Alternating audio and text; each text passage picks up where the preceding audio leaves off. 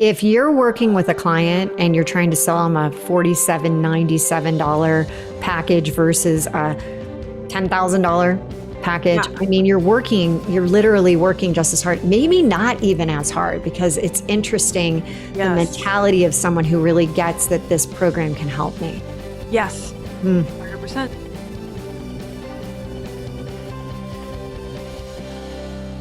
Welcome, everyone. Today is going to be a day that literally could change your life.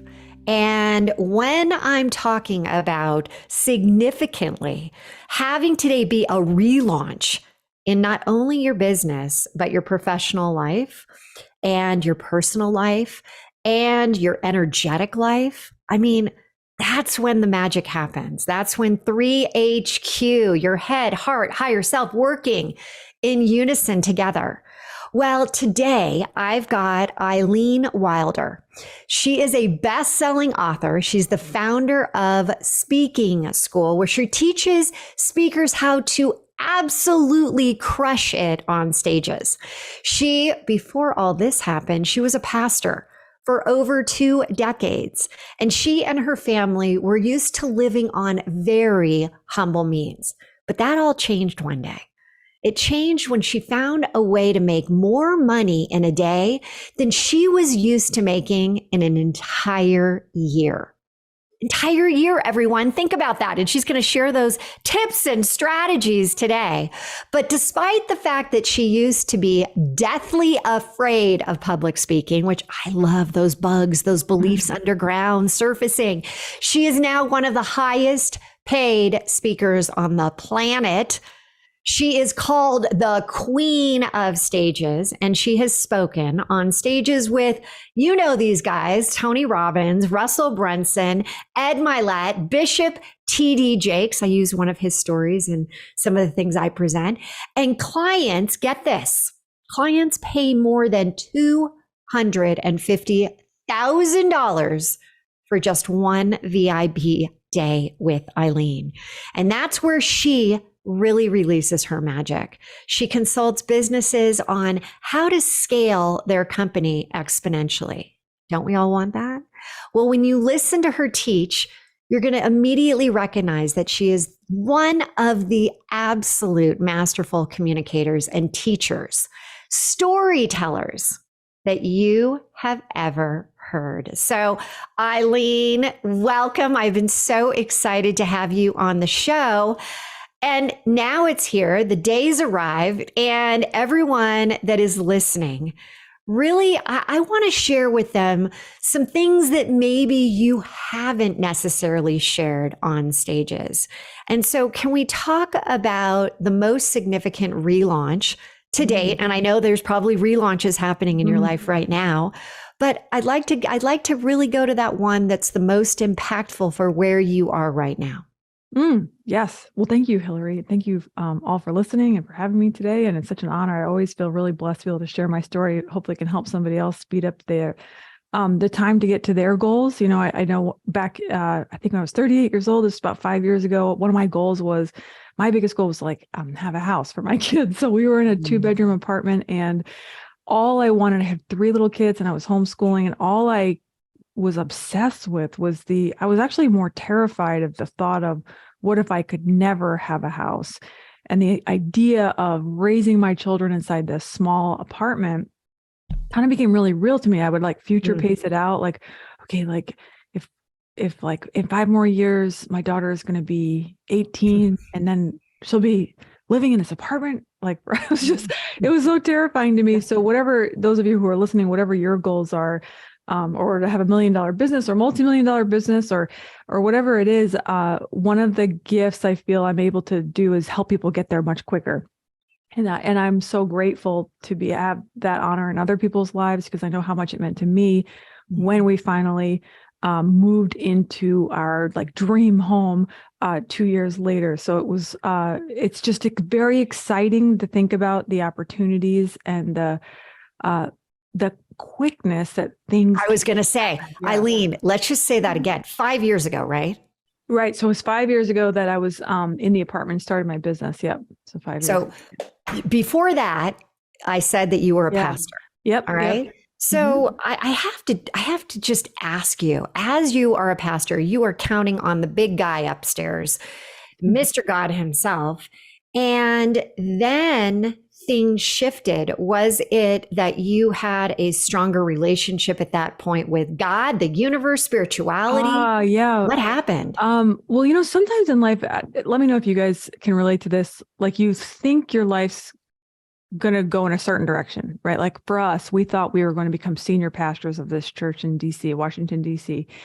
And then has it ever happened to you that just like, I don't know, things happen, circumstances happen in a season of transition? I think it's called relaunches. Relaunches happen. Relaunches happen. To you. Yeah. And I felt like a relaunch was happening to me, but I didn't realize that I was in a rocket ship going in a different direction. And then life just takes a turn. Life just took a turn, and we thought we were going to become senior pastors, and then we didn't. And so then, was your husband also a pastor?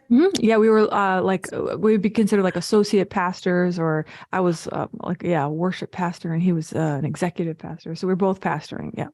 Okay, so both of you were doing that, and so what was that impactful relaunch moment where all of a sudden you're like, you know what? Yeah. Well, interesting. I gotta make a change. I'm going to surrender to a different place. Yes. And this is something I've never really shared, Hilary. So this is a great question that I heard someone say once, that when you're headed in the wrong direction, one of the very first signs that you're supposed to change direction is actually your body will start to tell you. And my body started, I was pregnant with my third child. My body started having, I forget what they're called, but Braxton Hicks contractions, like contractions before you're supposed to have the baby. But I actually started at 16 weeks. I started having Braxton. And they started happening throughout the entire rest of the pregnancy, so much so that my doctor said, you're going to have to be on bed rest. So there I was on bed rest, and I was asking myself the question, why is my body doing this? And also, why do I feel so less fulfilled than I used to feel? Doing the same thing. I just really started getting over lots of just feeling stuck, feeling plateaued, feeling like I was meant to be doing something else, but I didn't know what it was. But here I was with my. I am sure this is resonating with so many people, and I have to say, I love what you said about your body. Your body started to, we don't listen to our own bodies, right? We ignore all of the signs. I had no idea that even my body was paying attention. Your body was paying attention. That's the whole thing. I think things like adrenal fatigue, stress, overwhelm, tiredness, excessive conditions in this area. I'm starting to recognize that these are ways and signals your body is saying to you, you're not in full 3 HQ. You're not in full alignment. You're not releasing what your full purpose on the earth. These are all signs that our body is saying to us, but like you said, we don't listen. So, well, and you know what's interesting? When I had my third child, I think it was 6 months after I had her, I ended up getting melanoma. So we're talking, and I was cruising. I was like going hard in the Silicon Valley at Oracle, 10 years there. And I'm like, I'm doing this. And then all of a sudden it's like, bam. And so I wasn't paying any attention. So I agree with you that sometimes, it's right there in front of us, the everything that you should be doing, and we just avoid. So very interesting. Yeah. So those of you listening, I mean, I don't know, it's just like something to think about. It's almost more like a gift, though, when I started to reframe it, that like, it's kind of like a sign that like something. Hey, you weren't listening before. So it's like, I'm going to knock you down. I'm going to keep you in bed, Eileen. You're not getting out. You're going to pay attention. Oh my gosh. It was such a gift, really, in hindsight, because I could do nothing except consume like video content and podcasts. And so it started, and I heard someone say, like, in order to find the greater yes for your life, you really have to start saying no. So I kind of got no thrust upon me, but it carved out a space for me to sit and listen and go, what would a relaunch, what does that even mean? What does that even look like? It gave me space to think. And so often I don't think we give ourselves time off, thinking time, carving out space to just literally think. It's so true. And when you think about it, everyone's so worried about time management, right? Yes. Oh, I got to do this and I got to do that. Yep. But in reality, can we start focusing on energy management? Because Ooh, so that's good. where the leak was, right? That's where you're just like, I'm going, I'm going, I'm going. And finally, Yeah. you were flat on your back. Flat on my back. Yeah. And I took a course, which I'd never taken a course. I didn't even know courses were a thing, like an online. I didn't, because I was in this sub. Oh no. Did you become a course junkie like me? No, I did it. Maybe, I don't know, but I just didn't even know that online courses were a thing because I was so in this different world. So Totally. that was a gift. That really was a huge gift. And that kind of started me along this path. But that relaunch totally changed the trajectory of my life. My life is completely okay. different. I got to ask you, because I always think about this when people make massive changes in their careers. And, Right. I did it from corporate into entrepreneurship coaching, but you did it with, God. You decided, hey, I'm not going to be a pastor anymore. Yeah. What was it? I mean, that's a little bit even more. That takes it up a notch. Does it? Yeah, I don't know. I mean, it was just what, I guess I was born into it. So to us, the career aspiration, one of the highest celebrated occupations in my home was being in ministry. So I was looking to achieve that. But when I pivoted over into entrepreneurship, to me, my faith became so much more alive and dynamic, I would say, because now, instead of just talking to people who already kind of believed what I believed, now I'm talking to people who with all sorts of different kinds of beliefs, but I'm able to, I don't know, it's just like I was able to, I felt like it became my greatest ministry was my business it was like I was able to help people and change people's lives in a way I always wanted to, but I couldn't achieve inside the ministry sphere. Somehow, I don't know why that is true, but you were in ministry how long? 20 years, yeah. 20 years. So you make this massive change. You, right after your child was born, is that, you decided, okay, I took the course. Yeah. How'd you get your husband to also decide I'm going to make the change? Burn.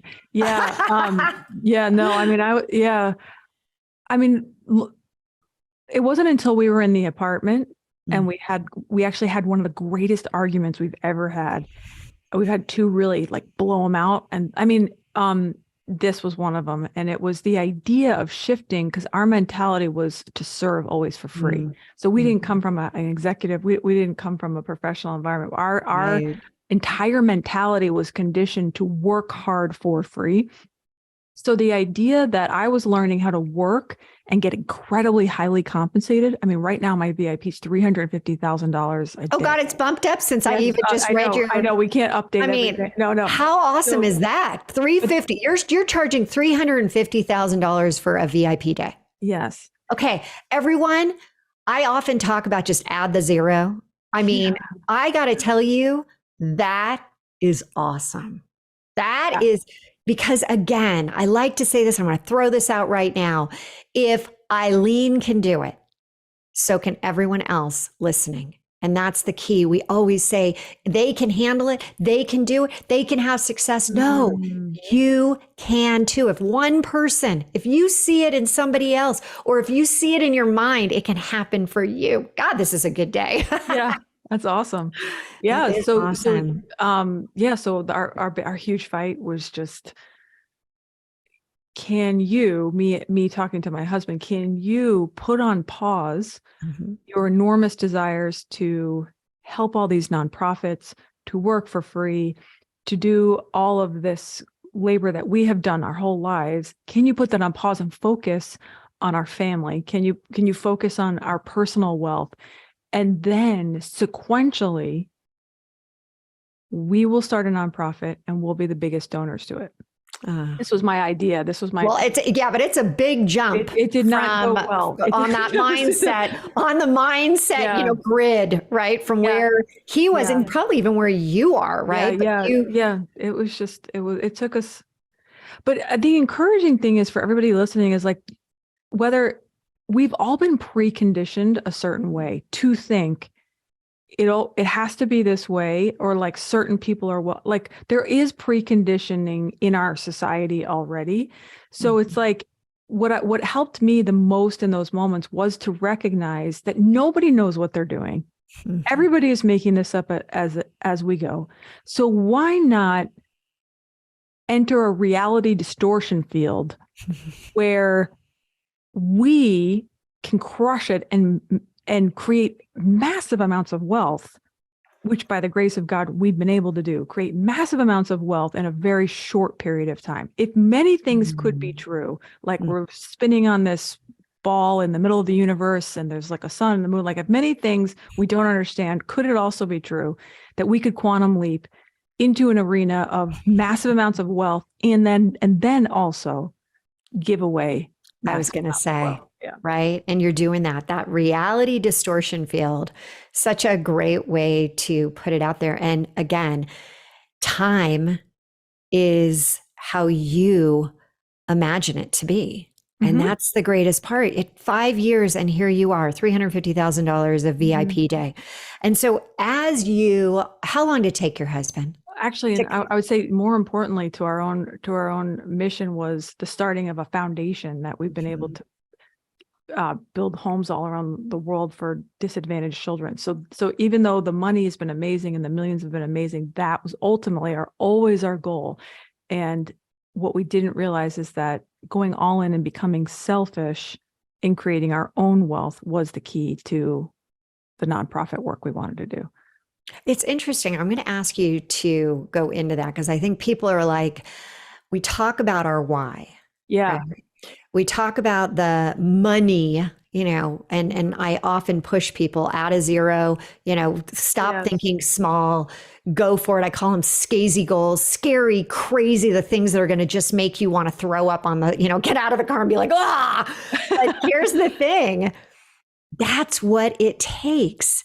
And people think about it like this, that it's, if I go for the money, then I'm a bad person. If I'm only focused on, I want to reach this goal. But as you just said, when you reach the goal, when you serve more people, when you are helping more reach and impact others, that's not only giving you money in your pocket, but you're able to help build, as you said, is it homes for underprivileged kids? I mean, and that's the thing. So I want you to sit here and say, now I'm going to charge $500,000 for a one-day VIP, because then in turn, I become part of your mission of like, help more people. So good. Right. Eileen. It's so great. So I got to go back to my question. How long did it take your husband to get on board with the Eileen plan? Yeah. Oh my gosh, that's a great question. I would love to say, Hilary, it was like overnight. That would be so cool. I wasn't expecting that. Not that way. I would say it was probably like a year. Yeah, well, that's actually not that bad, but I have to say, when I have somebody on as a guest, I do my research. And in doing my research, I ended up in one of your workshops, which was fabulous. But you share a story about your husband driving an Uber. Yes. Oh my gosh. Yes. How does that tie into this whole story? So when we kind of transitioned out of ministry and we moved to a new city, we had no job. And I mean, we could have gotten a job. I guess that is true. But we were trying to figure out what our next steps were. And we didn't want to commit to an employer, whatever. I don't think we are employable, if I'm really honest. However, my husband started driving Uber to support our family. And he didn't tell us at first. He didn't tell me or the kids. He just started not being there like late at night. Like he's like, I'm going to go out. I'm going to go do stuff. Oh no. Then you're like, your mind starts to go to those crazy places. I trust him immensely. So it's just like, okay, maybe he's working on something, but he was just trying to get some traction there. And that's how he supported us would have been longer for a year, but thank God we found a strategy that I'll tell everybody. Yeah, we're jumping in. We're jumping into the strategy. Yeah, but that's where we were. We were 5 years ago. We were in a 2-bedroom apartment with my husband Uber driving to support us and just trying to figure out online business. Really. Yeah, and you said 3 little kids. Yeah. Yeah. Hey. Yeah. I mean, you talk about being queen of the stages. They call me queen of the relaunches. I think I'd rather be queen of the stages. No, I'm only kidding, everyone. This is why I'm doing it. This is why I'm here to help you through, to get you to that place where you're making $500,000 a day. So, Eileen, you have an amazing process. Clearly, it's connected with so many people. Can you share with us how first did you come up with it? Right. And how and how did you just know, like, this is so good? Yeah. Well, let me know if you guys have seen what I've seen around the corners of the internet. But if we were to pretend like the internet's like high school, what I see is a lot of people very stressed out, hustling a lot, trying to figure out social media, and then layering onto that the complexity of lots of marketing words like launches, webinars, virtual events, VSLs, email sequences. It goes on and on and on about it does. Cost per lead. We've got so many of these things. Oh my gosh. Yeah. 100%. We could just do this all day with acronyms. And when I came on the scene, I was overwhelmed with a lot of those words because of I felt like I was behind. I felt like I was behind, and I had not been like studying the internet, so I was a little lost. I really was I didn't understand a lot of it. I'll just be very honest. So which I love the fact that you're saying that, because I felt that way when I moved from corporate into entrepreneurship into this digital space. Yeah, like, what the heck? I don't understand any of it. So 100%. It's okay. If anybody feels like that, I still feel like that. I'll say that I'm still in mastermind rooms where I'm like, what was that word? And I'm just writing it down. So it's a new language inside of online expert-based businesses, a new language. However, in that beginning processes, in the first 3-4 months, when I started figuring out, okay, everybody's selling something. So I'm getting that. Everybody's selling something. In the world that I was in, they were selling coaching programs and mastermind things like this. I was like, okay, I need one of those. And I had a conversation with a guy who said, there's this thing called like high ticket coaching or high ticket programs. And so he started explaining to me that some people sell things low ticket and some people sell things high ticket. So he started describing to me what the benefits were and what it would cost me to do. So I'm happy to do that here, but he was basically making kind of a lawyers-based logical case for why high ticket would get me to my goals faster and be better for the client. I'm a big fan, because you know what? If you're working with a client and you're trying to sell them a $47.97 package versus a $10,000 package, I mean, you're literally working just as hard, maybe not even as hard, because it's interesting the mentality of someone who really gets that this program can help me. Yes. 100%. So good. So if you're new to learning about high ticket, I'm sure I have resources to send you if that would be helpful. But I have podcast episodes on it. But it's basically like the most leveraged form of service you could provide for somebody that also provides a cash infusion into the business. So Hilary, by mistake, really, because I didn't know about selling low ticket, I jumped into selling high ticket. And I did just because of these conversations with these guys. And I had some friends named Jackie, and they're just like, this is what you should do. So I was like, sounds great. So 3 months in, I'm selling high ticket programs. But now I'm on the phone I'm selling things over the phone, and that was taking a lot of time. So I had another conversation, and I loved it. Like, it was great. And I think I made my first 100,000 like that just over the phone. And making $100,000, Hilary, for me was like, oh my God, this is so great. But then another teacher of mine said, did you know, Eileen, that you could just do like one speech and then offer the high ticket thing at the end of the speech to a whole group of people and then not be on the phone?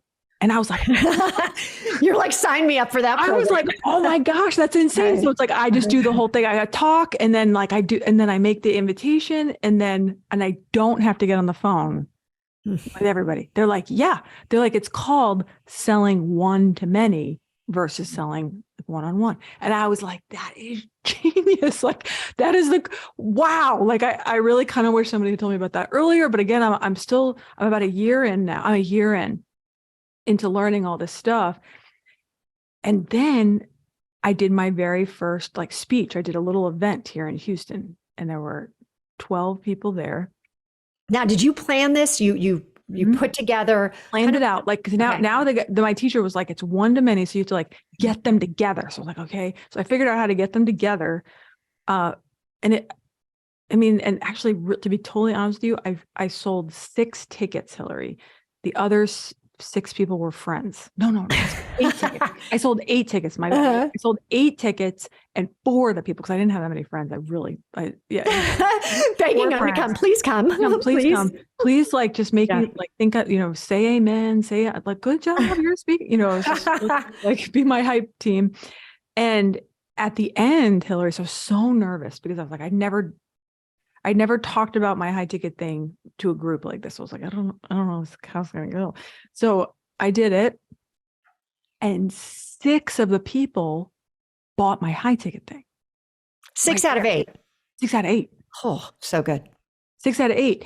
And now I know people listening to this, like I get it. If you do events with hundreds of thousands of people, I'm in this world now and there are much bigger numbers. But for me, the 8 tickets, this was huge for me. It was just huge. And then when 6 people, and the offer was $21,800. When they stood up and said, I want to buy your high ticket thing, I was like, oh, so now I was running the numbers and I just sent $108,000 in one day.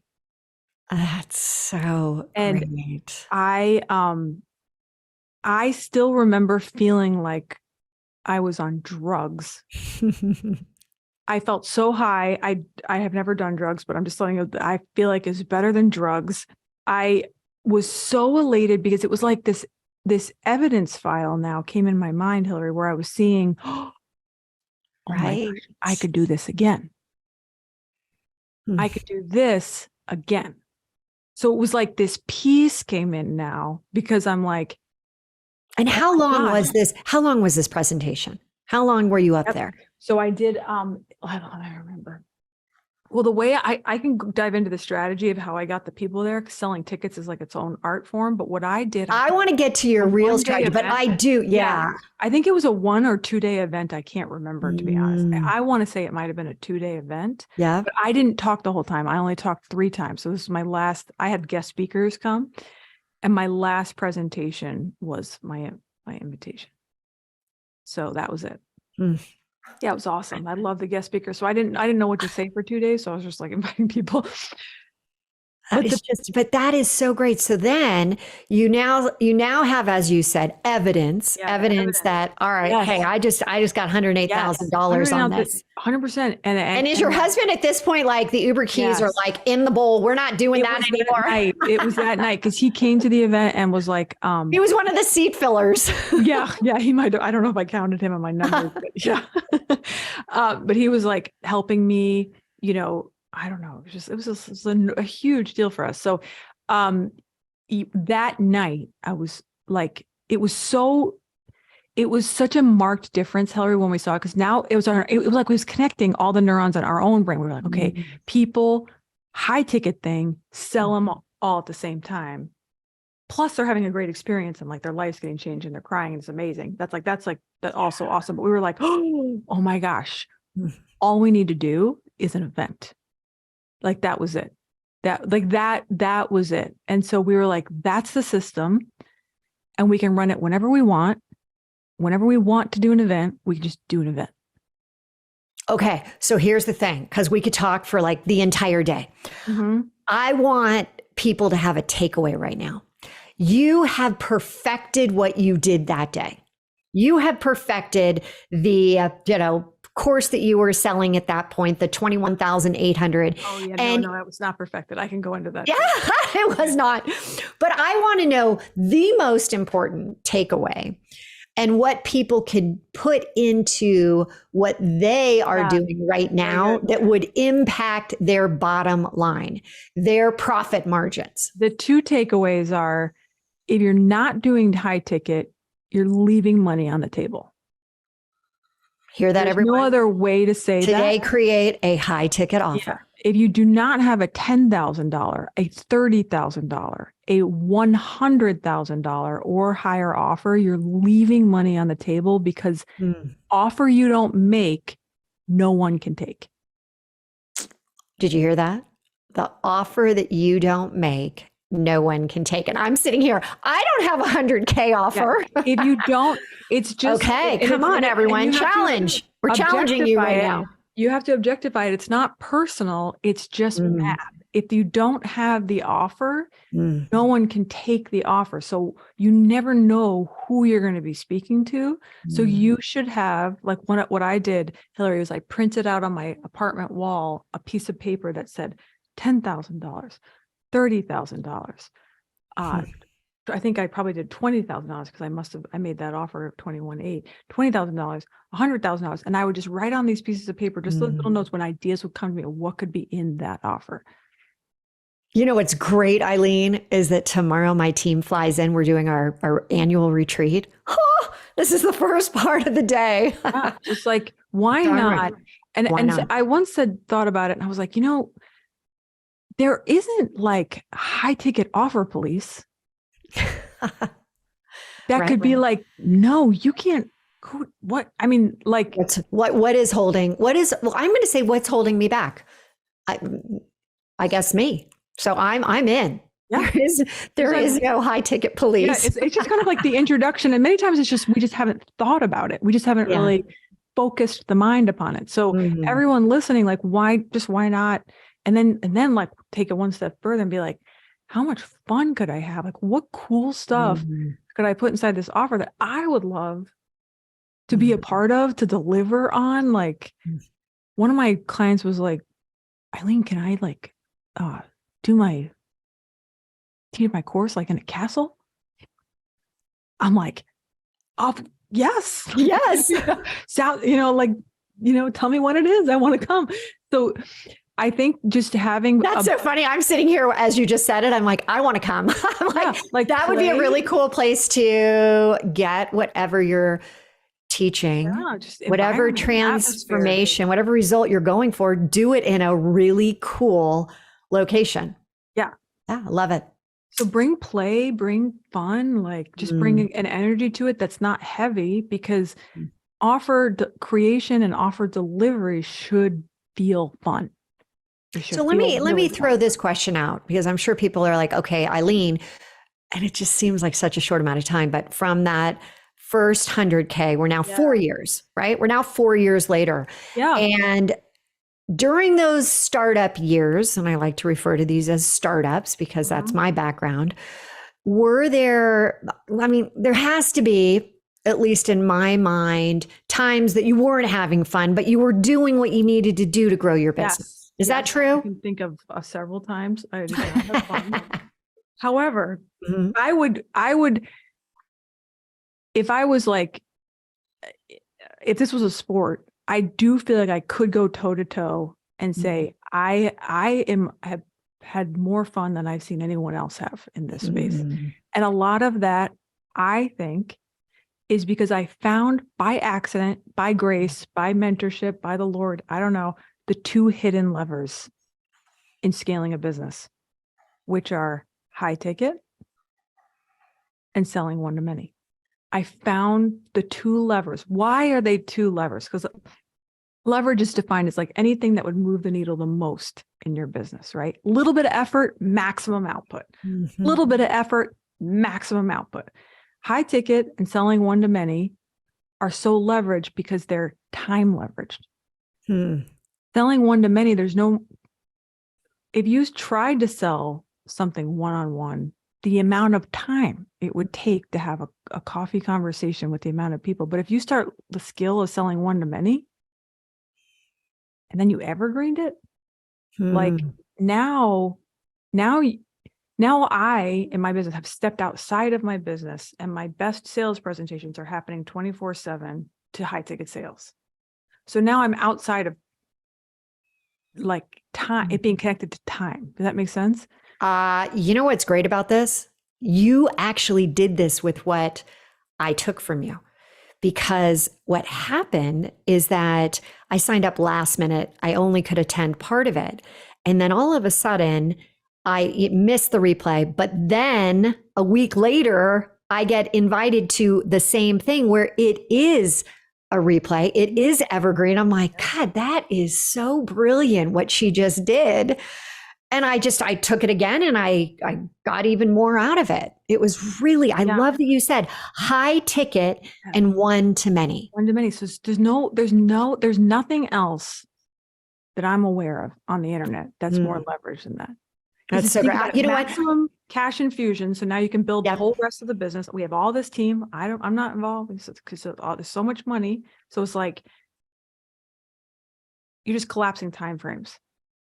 Okay, so I have to have people hear this from you. You are truly a master storyteller, but something that, and you've even done it today, that I've picked up on. Not only do you have what another word that comes out of this, the origin story, how you came to be, but you leverage, as you just used that word, you leverage other stories, you leverage other coaches, that is so good, especially in today's AI world where content, we all can get content, but it's the delivery that's going to be so impactful. So help us with that part of it. What can we do to elevate our game today? So elevate our content game or storytelling game, Hilary, is that what you're saying? Or exactly. You said coaches. Well, everyone's like, wait, I want to hear that too. Unfortunately, again, I have to keep this to a time block.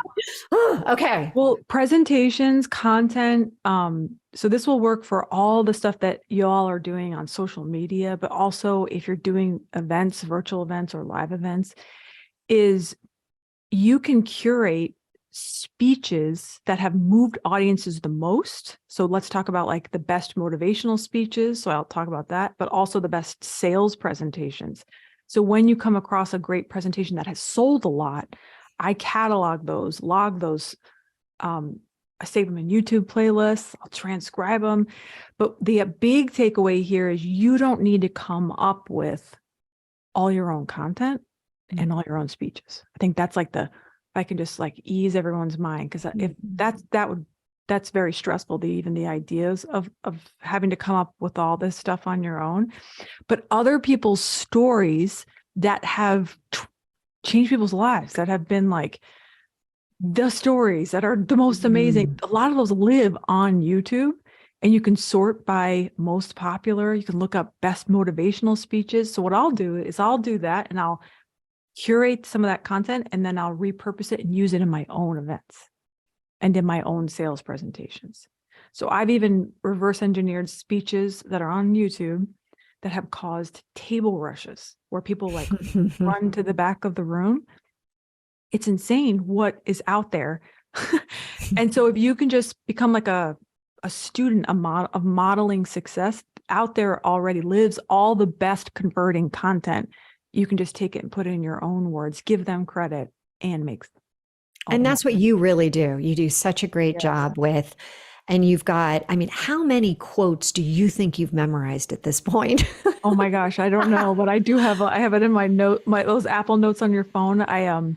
You got some good ones. Studying. Yeah. Now you can really tell. So last but not least, there's something that you call bits. Can you just share with us, how did you come up with bits and what is it and how can people start to use it? So when we teach our students to model this great content, we found this hidden framework, Hilary, that all the best platform speakers were using. And it was crazy town. Me and my business partner, Joe, found it. And okay, so so bits. So I found the word bits from comedians like Jerry Seinfeld when he talked about doing a great bit. And if it landed and the audience laughed, they'd save that bit and then keep it in their set, like their 30-minute set. So Joe and I started telling these stories and seeing which ones landed. And we started testing out this framework. Now, let me tell you what the framework is. What it causes the audience to do is react, respond, and engage with you. In fact, you'll hear loud, like audible gasps. You'll get sudden, spontaneous applause. And in some situations, if you master the framework, you'll get standing ovations. So cool. So cool. So cool. So we started studying like JFK and Obama, and I mean, every major speech. We studied Oprah. We studied like every major speaker. We went back to their YouTube videos and started breaking down their speeches like game tape. And we found that all of them use this framework. Okay, are you ready? It goes like this. So when you're telling stories, I'll give you the overview and then I'll go bit by bit. But it goes, first person I was in this place, or it could be he, she, it. So you're talking about like a metaphor, like turtles and giraffes, and something. That's right? the story I use. That's a good one. Yeah.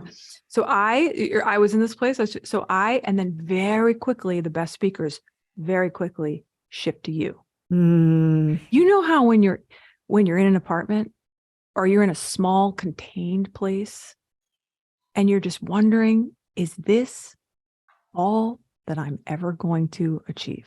Have you ever been in a place like that where you thought you'd be further than you are right now? Okay.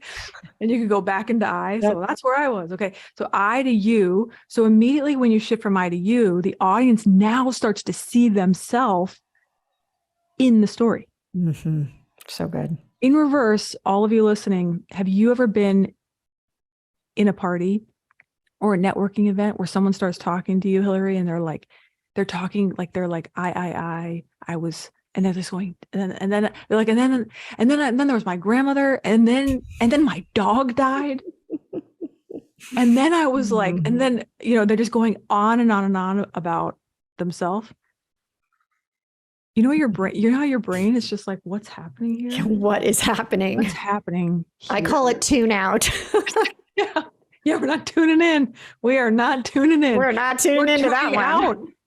Our brains are wired, but when someone says you, something gets ignited in us and we're like, I'm sorry, hold up. Are we talking about me right now? Right. Are we talking about me? So when you say you, it's like they can start to insert themselves in your story. So I know I probably got quick, but it goes I to you. You point, then you have a point. You have like a takeaway basically from what the story is, like almost an applicable one-liner that makes it feel like you are sharing content. For instance, like if I was talking about my apartment story, I'm like, I was in this place, I'm feeling stuck. Have you ever, that's a great prompt. Have you ever been in a place, because no one ever taught me that it wasn't, that wealth isn't attracted to hard work. So it's like and then you're like, wait, so now the listeners don't feel like I'm just telling a story. It's like, there's a point. Right. You point. And then, so the framework goes on, and then all the best platform speakers, I'm so excited for y'all to learn this. They'll always have an enemy. We call it they. They. Now, if you look at Dr. Martin Luther King's speech, his they was injustice. So when he starts talking about injustice, you can hear the crowd start to kind of yell back at him on the I Have a Dream speech. Okay. Have you watched the movie? Have you watched the movie Air? I just have. Came out. Did you see that one part about where he decided he wasn't getting the audience, was really working with him? Crazy. Oh shoot, I can't remember which scene it was. Okay, so which audience? Who was speaking to an audience? It was Martin Luther King, and he decided this isn't working, and redid. And he just went on and decided, you know what? I'm going to riff on this. I'm going to read my audience. So I love that. Is so good. Yeah. Yes. So watch how in church they'll talk about the devil. The enemy said to you, but not today, Satan. Like it's just like, Mm. but there'll always be an enemy. So how does this apply for you listening? Think about who was it or what was it that told you you couldn't do it? Or let me give you some examples. Like it's like the system or the man. One of my mentors, we taught him this. He used the media, TD. So the media will tell you that we're in a recession. So then you're putting words in the enemy's mouth. They told you, or it could be the naysayers. That's TD Jakes. The naysayers, they told you couldn't do it. They said you didn't have what it takes. They said you were too old. They said you didn't have the talent. They said that, Right. They said, so now you're putting words, and this is where the audience starts to get angry. And there's a quote that says, nothing unites a people more than having a common enemy. So this is where if you ride this well, this is where you can get the crowd on their feet, getting them angry. The anger is uniting the audience, and now they're taking a stand and a stance against the enemy, and they're uniting together against this enemy. So now the crowd is experiencing a lot of unity, which is why you'll see people kind of start talking to each other. They'll still be like, they'll start exclaiming out loud. It'll happen effortlessly if you do the framework. I, you, point, they. And then if you're in the heat of that moment of the crowd, you drop a soundbite. So that's the last part of the framework. I, you, point, they, soundbite. And if you drop a soundbite is like a tweetable, repeatable, Hilary. So it's like these, it's like my Joe says it's like ear candy, but it's like the one-liner that everyone will be like, oh, snap. What is your one-liner? So I'll tell you what my one-liner is. I'll show you an example in a second, but because if you do it, there's an advanced move where you can do like a soundbite stack. So I'll tell you how to do this, but it's like, but before I tell you the soundbite stack, if you can make your soundbite rhyme, it'll be even better because it has a musicality to it. So I'll tell you a website we use in just a second to do that. But soundbite stack would be like a quote from a famous person, another quote from a famous person, and then your quote. So it could be like, John Asseroff says this, and Bob Proctor says this. I like to say it like, boom. And if it rhymes, the place will explode. And your reason you're saying that's so important is that stack is because you are now putting yourself with those individual. You're kind of like, exactly. They're my peeps. They're like my peeps. Yeah. There's fancy words that people will say, things like borrowed ethos or anchored authority, because now you're basically like John Ashraf's here and Bob Proctor's here, but I'm going to actually one up them right now. Right. Association. Yeah. So you don't have to one up them. I'm just being silly, but like, but if you build it right, it's almost like the crescendo of a song. Right. Beat drops. If you do that right, the audience will explode. Oh, so again, what you just said, it's the IU point. It's that they, enemy, and then soundbite. And you said rhyme. If you can do that. Yes. And you said there was a site. Is there a site? Rhyme Zone. Rhymezone.com. So great speaking is closer to music than a presentation, than a speech. A great speaking is if you start to listen to it, you'll start to hear there's a musicality, dynamics, crescendos, quiet.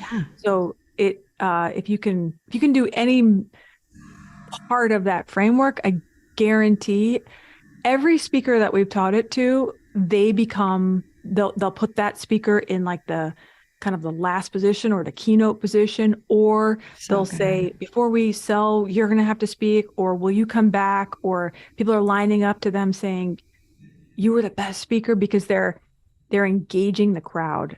The crowd wants it to be engaged. Well, unfortunately, it's time. It's time to wrap this one up. But you have been, there's been so many great takeaways. How can people come find you, take a course, get involved in your ecosystem? Yeah, connect with me on Instagram, be the best place. So I'm at Eileen Wild. And I'd be honored to add value to you there. I talk about speaking, about sales, about events. And I'd just love to stay connected to you. So yeah, hit me up on Instagram. I love that. And we'll have that in the show notes as well. Thank you, Eileen. Wow. I have so much great takeaway content myself. I am literally tomorrow going to say to the team, we're doing this. We're doing it. So I will make sure that I DM you and say, hey, this is my new high ticket. Let's go, Hilary. Well, again, it's been so much fun having you on the show. And I look forward to the next time because I think we could just continue this conversation all day long. So really fun. Enjoy your day. And everyone out there, it is time. You hear, you're listening. Now execute. Right? Live now, love now, relaunch now, today, in this moment. We'll see you next time. If you like this video and want to get more like it, head over here.